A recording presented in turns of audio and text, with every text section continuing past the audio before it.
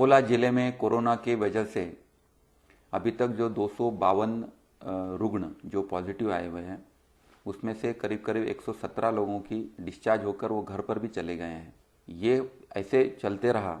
तो अपनी और रुग्णों की संख्या भी आगे बढ़ भी सकती है, पर इसके लिए आपको डरने की बिल्कुल ज़रूरत नहीं।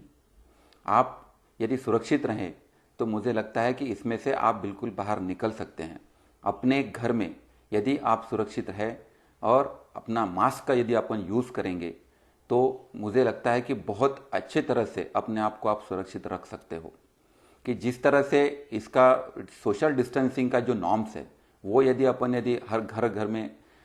जब भी अपन बाहर जाते हैं तब भी अपन उसका यूज़ करते हैं तो मुझे लगता है कि इसमें से अपन बाहर निकल सकते हैं। जहाँ तक के इसके जो सिम्टम्स है, जहाँ जहाँ जिसको भी जो भी पेशेंट को इसमें से सिम्टम्स आते हैं तो उसमें सर्दी है, जुकाम है,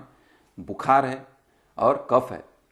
तो इन तीनों में से किसी भी पेशेंट को यदि कुछ भी ऐसा कुछ होता है तो वो इमीडिएटली डॉक्टर के पास पहुंचे।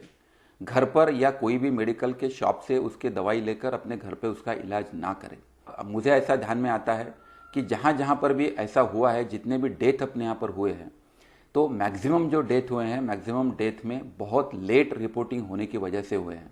और जो भी पेशेंट जितने भी घर गए हुए लोग हैं, उन लोगों का यदि उनका पता लगाते हैं तो जो लोग जो मतलब ओल्ड एज भी है, 60 65 70 साल वाले भी कुछ लोग हैं जो लोगों को ऐसा पॉजिटिव आने के बाद में भी वो अच्छे से तंदुरुस्त होके अब हॉस्पिटल से बाहर गए हुए हैं। ऐसी कई बड़ी यादी अपने पास में है। इसलिए मेरी सभी लोगों से ऐसी विनती है कि